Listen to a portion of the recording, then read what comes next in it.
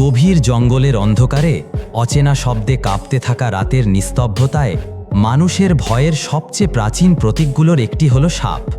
হাজার বছর ধরে সভ্যতা সাপকে দেখেছে কখনো দেবতার প্রতীক হিসেবে, কখনো অশুভ শক্তির প্রতিমূর্তি হিসেবে।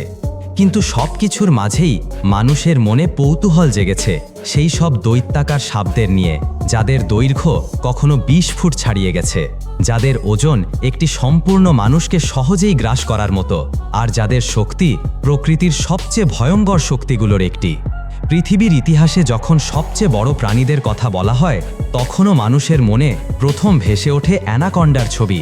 দক্ষিণ আমেরিকার জলাভূমিতে শুয়ে থাকা সবুজ দৈত্য, যার দেহের ওজন 1000 পাউন্ডের কাছাকাছি হতে পারে, আর যার কুণ্ডলিতে বন্দী হয়ে কোনো প্রাণীর পক্ষে পালানো প্রায় অসম্ভব। আমাজনের জঙ্গলে যে সব উপজাতি বাস করে, তারা শত শত বছর ধরে অ্যানাকন্ডাকে ভয় আর শ্রদ্ধার চোখে দেখে এসেছে। তাদের কাহিনীতে এই সাপ যেন এক রহস্যময় অভিশাপ, নদীর গহীনে ওত পেতে থাকা অদৃশ্য শিকারী। তবে অ্যানাকন্ডাই একমাত্র দৈত্য নয়। দক্ষিণ পূর্ব এশিয়ার ঘন জঙ্গলে জন্ম নিয়েছে আরেক বিস্ময়, রেটিকুলেটেড পাইথন। এরা পৃথিবীর সবচেয়ে লম্বা সাপ। রেকর্ড করা হয়েছে 32 ফুট পর্যন্ত, যা একতলা বাড়ির চেয়েও বড়। এই পাইথনরা নীরবে চলে, পাতার ফাঁকে দেহ মিশিয়ে থাকে, আর যখন শিকার কাছে আসে তখন বজ্রের মতো আঘাত হেনে কুণ্ডলি পেঁচিয়ে ধারে। বহুবার এমন ঘটনা ঘটেছে যখন মানুষকেও এরা শিকার হিসেবে গ্রাস করেছে।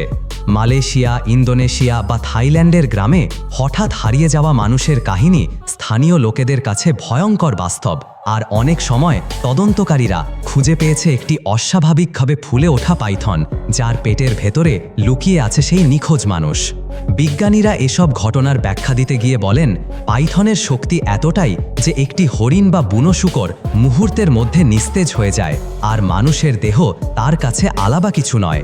তবুও মানুষের সঙ্গে সাপের সম্পর্ক শুধু ভয় বা মৃত্যু নয়, বরং এক অদ্ভুত সহ অবস্থান। বার্মিজ পাইথন দক্ষিণ এশিয়ার জলাভূমি আর বনাঞ্চলে পাওয়া যায়। এরা মানুষের বসতির কাছেই ঘুরে বেড়ায়, কখনো গবাদি পশু শিকার করে, কখনো পাখি, আবার কখনো মানুষের গোপালিত মুরগির খাঁচায় ঢুকে পড়ে। এই পাইথনরা বিশাল দৈর্ঘ্যের হলেও তুলনামূলক শান্ত প্রকৃতির, তবে যখন তাদের উত্তেজিত করা হয় তখন তাদের আক্রমণ ভয়ঙ্কর হয়ে ওঠে। ফ্লোরিডায় এরা অনুপ্রবেশকারী প্রজাতি হিসেবে নতুন এক পরিবেশগত বিপদ তৈরি করেছে, যেখানে মানুষের বেপরোয়া পোষ মানানোর চেষ্টা ব্যর্থ হওয়ার পর এরা বনে ছেড়ে দেওয়া হয়, আর এখন তারা সেখানে অনিয়ন্ত্রিতভাবে বংশবিস্তার করছে। বিজ্ঞানীরা বলছেন, ফ্লোরিডার জলাভূমিতে এখন হাজার হাজার বার্মিজ পাইথন ঘুরে বেড়াচ্ছে, যারা স্থানীয় প্রাণীকুলকে ধ্বংস করছে এবং এক ভয়াবহ ভারসাম্য তৈরি করছে। আফ্রিকায় রয়েছে আরেক দৈত্য, আফ্রিকান রক পাইথন।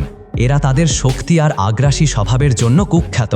নদীর ধারে কিংবা গর্তের ভেতরে এরা লুকিয়ে থাকে, আর যখন শিকার আসে তখন এক ঝলকে আক্রমণ চালায়। আফ্রিকার গ্রামে বহুবার এমন ঘটনা ঘটেছে যখন একটি রক পাইথনের কুণ্ডলিতে গরু, ছাগল কিংবা এমনকি মানুষও নিখোঁজ হয়েছে। তাদের দেহের শক্তি এতটাই প্রবল যে একবার আঁকড়ে ধরলে তা থেকে মুক্তি পাওয়া অসম্ভব। এই প্রজাতিকে আফ্রিকার মানুষ ভয় করে যেমন, আবার অনেক উপজাতি একে শক্তি আর সাহসের প্রতীক হিসেবেও দেখে। এই সব সাপদের নিয়ে অসংখ্য কিংবদন্তি ছড়িয়ে আছে। অ্যামাজনের জঙ্গলে বলা হয়, এক সময় বিশাল বিশাল অ্যানাকন্ডা মানুষের নৌকা উল্টে দিত, কিংবা রাতের অন্ধকারে পুরো পশুর পাল গিলে ফেলত। দক্ষিণ পূর্ব এশিয়ায় গ্রামবাসীরা বিশ্বাস করে, গভীর বনে এমন দৈত্য পাইথন আছে যাদের দৈর্ঘ্য 40 ফুট ছাড়িয়ে যায়, যাদের দেখা পাওয়া মানেই মৃত্যু। যদিও আধুনিক বিজ্ঞান এসব গল্পকে অতিরঞ্জন বলে মনে করে, তবুও অনেক গবেষক মনে করেন যে মানুষের চোখে দেখা বিশাল সাপদের কাহিনীর পেছনে কিছুটা হলেও সত্য লুকিয়ে আছে, কারণ জঙ্গলের গভীরে এখনও অনেক রহস্য অমীমাংসিত থেকে গেছে। সাপের দেহ প্রকৃতির এক বিস্ময়। হাড়গোড়ের গঠন এমনভাবে তৈরি যে তারা অবিশ্বাসীভাবে প্রসারিত হতে পারে, আর তাদের মাংসপেশি এক অদ্ভুত যন্ত্রের মতো কাজ করে। শিকার ধরার পর তারা দেহের চারপাশে শক্ত করে কুণ্ডলি পাকায়। প্রতিবার শ্বাস ছাড়ার সঙ্গে সঙ্গে চাপ আরও বাড়ায়, যতক্ষণ না শিকার সম্পূর্ণ নিস্তেজ হয়ে যায়। তারপর তাদের চোয়ালের হাড় খুলে গিয়ে শিকারকে একেবারে সম্পূর্ণ গ্রাস করতে পারে, যা মানুষের কাছে প্রায় অলৌকিক বলে মনে হয়। এই ক্ষমতা তাদের করেছে প্রকৃতির অন্যতম শিকারী, যাদের সামনে দাঁড়িয়ে বেঁচে থাকা প্রায় অসম্ভব। মানুষের মনে প্রশ্ন জাগে, কেন এই সাপেরা এত বিশাল হলো? বিজ্ঞানীরা বলেন প্রাকৃতিক নির্বাচনের মাধ্যমে বিশাল দেহ তাদের দিয়েছে শক্তি, দিয়েছে দীর্ঘায়ু, দিয়েছে বড় শিকার ধরার ক্ষমতা। আবার অন্যদিকে তাদের বিশাল দেহই তাদের করেছে মানুষের চোখে ভয়ঙ্কর দৈত্য। আধুনিক গবেষণায় জানা গেছে কয়েক মিলিয়ন বছর আগে পৃথিবীতে টাইটানো বোয়া নামে এক দৈত্য সাপ ছিল, যার দৈর্ঘ্য ছিল প্রায় 50 ফুট আর ওজন টন খানেক।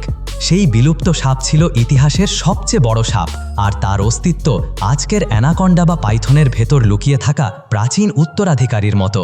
যখন আমরা এই দৈত্য সাপদের নিয়ে ডকুমেন্টারি দেখি বা গল্প শুনি, তখন মনে হয় প্রকৃতির এক রহস্যময় অধ্যায় আমাদের সামনে উন্মোচিত হচ্ছে। একদিকে ভয়, অন্যদিকে বিস্ময়, আর এর মাঝেই মানুষের সঙ্গে এই প্রাণীদের এক অদ্ভুত সম্পর্ক। এরা শুধু জঙ্গলের প্রাণী নয়, বরং প্রকৃতির ইতিহাসের এক চলমান কাহিনী, যেখানে টিকে থাকার জন্য একে অপরকে শিকার করে, আবার ভারসাম্যও বজায় রাখে। আর ঠিক এই কারণেই বিশ্বের সবচেয়ে বড় সাপগুলো শুধু ভয়ের প্রতীক নয়, বরং প্রকৃতির অবিচ্ছেদ্য অংশ। Anaconda, reticulated Python, Burmese Python কিংবা আফ্রিকান রক পাইথন সবাই মিলে আমাদের মনে করিয়ে দেয় পৃথিবী এখনও রহস্যে ভরা, এখনও অদ্ভুত সব প্রাণীর বাসস্থল। আর মানুষ যতই চেষ্টা করুক প্রকৃতিকে নিয়ন্ত্রণ করার, প্রকৃতি সব সময় নিজের শক্তি আর মহিমা দিয়ে প্রমাণ করে দেবে যে সেই আসল শাসক।